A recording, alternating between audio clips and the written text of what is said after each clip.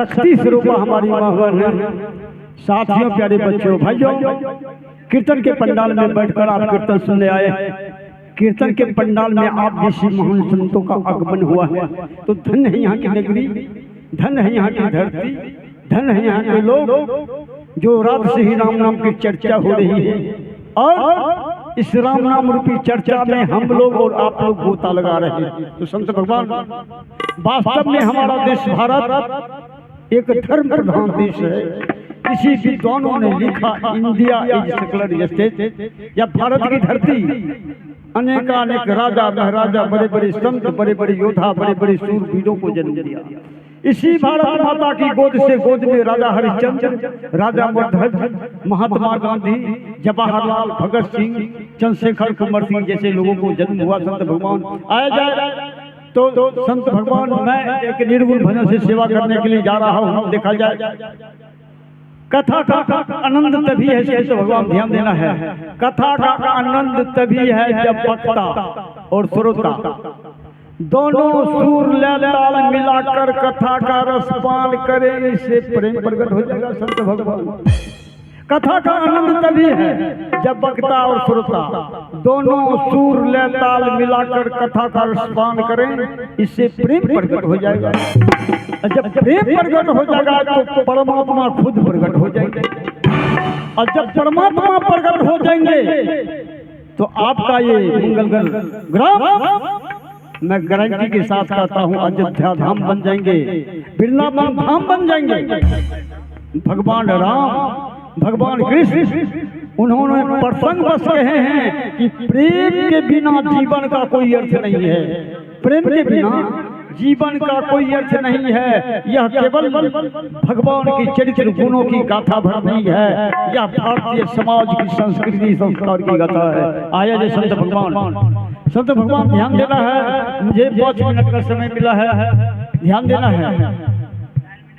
हम लोगों को और आप लोगों को ये जीवन जो है पग पग पर असुरक्षित है, पल में परले की बात है। संत भगवान, पल में परले की बात है, कब किसको क्या हो जाएगा इसका कोई पता नहीं है।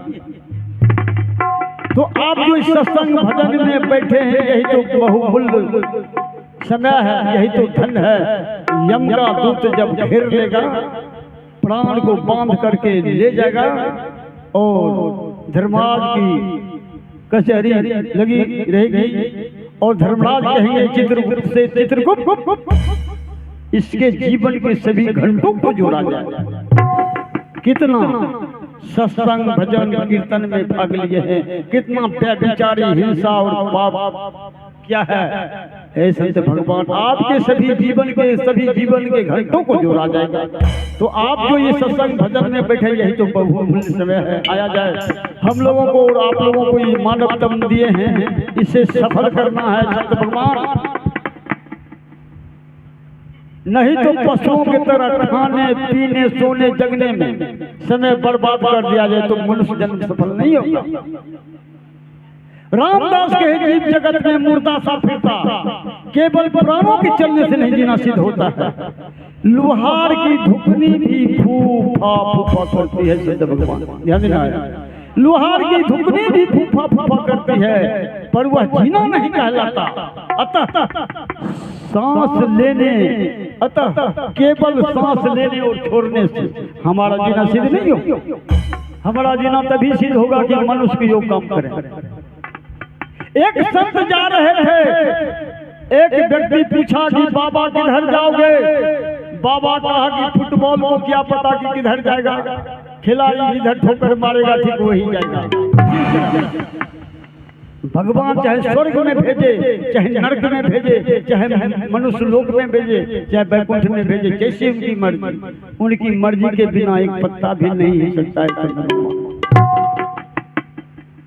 किसी में ये कहने की ताकत नहीं है कि मैंने अपने मर्जी से यहाँ जन्म लिया हूँ, कोई गला फाड़ के कह दे। किसी में ये कहने की ताकत नहीं है कि इतने बरस तक जीऊंगा और इतने बरस तक यहाँ रहूंगा, कहते गला फाड़ के।